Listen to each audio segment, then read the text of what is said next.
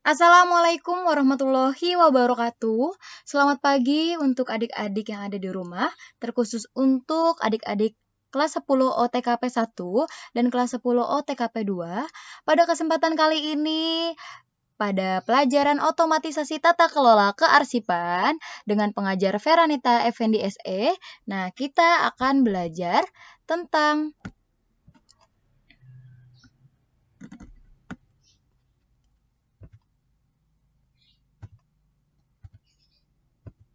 penanganan surat keluar. Nah, pada kesempatan kemarin minggu kemarin kita telah mempelajari penanganan surat masuk dan pada minggu ini kita akan belajar tentang penanganan surat keluar. Lalu sebelumnya kita harus mengetahui dulu nih, surat keluar itu apa? Nah, pengertian surat keluar. Surat keluar adalah surat-surat yang dikeluarkan atau dibuat oleh suatu organisasi atau perusahaan untuk dikirimkan kepada pihak lain, baik perseorangan maupun kelompok. Selain dikirimkan kepada instansi lain, surat pun dapat dikirimkan kepada bagian lainnya yang berada dalam satu instansi tersebut ya. Nah, pada surat biasanya berisikan tentang pemberitahuan, undangan atau pertemuan, kemudian rapat ataupun jawaban konfirmasi. Nah, bagaimana sih dengan fungsi dan kegunaan surat keluar? Kita pelajari ya. Yang pertama sebagai alat tata usaha. Kemudian yang kedua sebagai media komunikasi tertulis. Kemudian sebagai alat bukti tertulis. Apabila nanti surat yang telah dikeluarkan, kita buat dua surat. Nah, surat pertama itu sebagai dikirimkan ya. Kemudian yang kedua itu, yang kopiannya itu sebagai arsip untuk perusahaan kita sendiri ya. Kemudian sebagai pengukur atau barometer kemajuan suatu instansi atau perusahaan. Nah, jadi sebagai pengukur atau barometer kemajuan di sini dimaksudkan ketika surat keluar itu terjadinya suatu pergerakan ya, pergerakan atau kegiatan bahwa adanya komunikasi dengan perusahaan lain. Lalu bagaimana nih penanganan surat keluar dengan sistem buku agenda? Nah, kita pelajari ya. Yang pertama, persiapan pembuatan surat. Nah, penanganan surat keluar dengan sistem buku agenda ini pertama-tama harus persiapan pembuatan surat. Pembuatan surat ini harus dipersiapkan dulu ya. Kemudian pembuatan konsep surat. Nah, pembuatan konsep surat ini sering disebut dengan draft. Saat pengetikan belum menggunakan komputer, untuk membuat surat harus dibuat dulu konsepnya secara tertulis nih teman-teman. Boleh di atas kertas, bergaris, kertas buram, atau lembar konsep surat.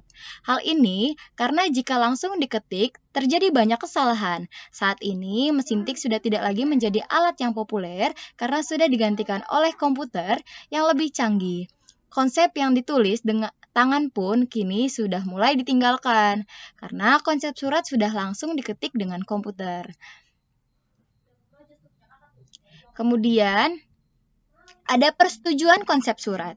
Jika konsep surat dibuat oleh konseptor atau bawahan, maka konsep tersebut harus mendapatkan persetujuan dari pimpinan. Nah, tujuannya adalah memeriksa apakah konsep surat tersebut sudah sesuai atau perlu diperbaiki atau dikoreksi. Nah, bila konsep sudah mendapat persetujuan dari pimpinan, maka pimpinan akan memberi tanda atau paraf ACC ya pada konsep tersebut. Next, mengagendakan surat. Konsep surat yang sudah mendapatkan persetujuan dari pimpinan selanjutnya dicatat ke dalam buku agenda surat. Nah, buku agendanya, buku agenda surat keluar ya teman-teman, untuk diregistrasi atau didaftarkan. Hal ini bertujuan untuk mendapatkan nomor surat dari agendaris sesuai dengan aturan pemberian nomor surat yang berlaku di kantor tersebut. Oke, next. Pengetikan konsep surat. Nah, konsep surat yang telah mendapatkan persetujuan pimpinan dan mempunyai nomor surat selanjutnya dapat diserahkan kepada juru tik untuk diketik dengan rapi. Lalu, jangan lupa ya untuk mengetik juga sampul surat yang akan digunakan. Next, pemeriksaan konsep surat, kemudian penandatanganan surat. Setelah melakukan pengetikan konsep surat, juru tulis pun atau juru tik pun harus memeriksa pengetikannya sebelum surat tersebut di-print dan ditandatangani. Kemudian, pemberian cap dinas. Surat yang telah ditandatangani oleh penanggung jawab selanjutnya diberi cap dinas atau stempel sebagai tanda sahnya surat. Surat yang tidak ada cap dinasnya atau stempelnya ya akan diragukan keabsahannya. Pemberian cap dinas dibubuhkan di sebelah kiri tanda tangan dengan menyinggung sedikit dari tanda tangan tersebut. Lalu, setelah diberikan cap dinas, kemudian surat pun dilipat ya teman-teman. Nanti kita akan pelajari bagaimana sih cara-cara melipat surat karena banyak sekali nih jenis-jenis lipatannya. Setelah dilipat, kemudian kita melakukan penyampulan surat. Nah, setelah penyampulan surat, selanjutnya pengiriman surat. Nah, jasa pengiriman surat pun merupakan suatu hal yang tidak dapat dipisahkan dengan proses prosedur pengurusan surat, baik surat masuk maupun surat keluar nih teman-teman. Oleh karena itu, dibutuhkan jasa pengiriman surat yang tepat. Hal yang perlu diperhatikan dalam menggunakan jasa pengiriman surat, yang pertama jenis surat, informasi yang tercantum, serta tujuan atau alamat yang dituju. Nah, kemudian yang terakhir adalah penyimpanan surat. Surat yang asli dikirimkan kepada alamat yang dituju, kemudian sedangkan tembusan atau lembar kedua, jadi kita bikin suratnya dua ya kopiannya. Yang pertama untuk dikirimkan ke alamat yang dituju, yang kedua lembar kedua itu disimpan sebagai arsip. Nah, penyimpanan dilakukan dengan menggunakan sistem penyimpanan misalnya sistem abjad, sistem subjek, sistem tanggal, atau sistem nomor, dan sistem wilayah. Nah,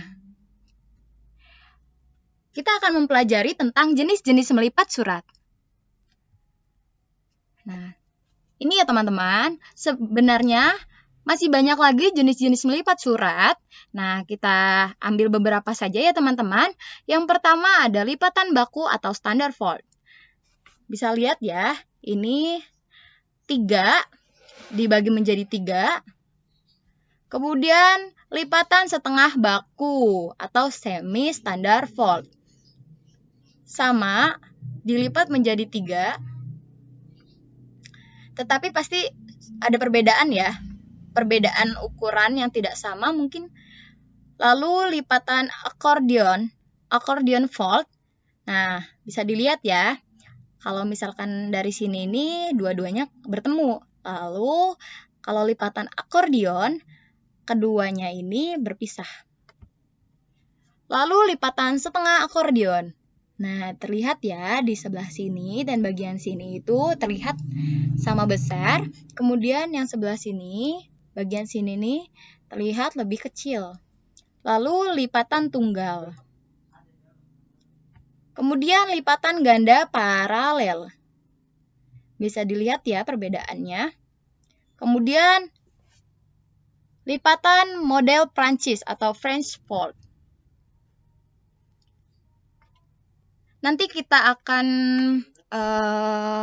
pelajari lebih lanjut dan praktekkan. Semoga saja virus corona atau COVID-19 ini lekas usai sehingga kita bisa berjumpa lagi, bertemu, bertatap wajah, dan dapat mempraktekkan secara bersama-sama ya. Oke, mungkin itu saja yang bisa Ibu sampaikan. Atas nama saya Feranita Effendi SE, mohon undur diri. Wabillahi taufiq wal hidayah. Wassalamualaikum warahmatullahi wabarakatuh. Terima kasih.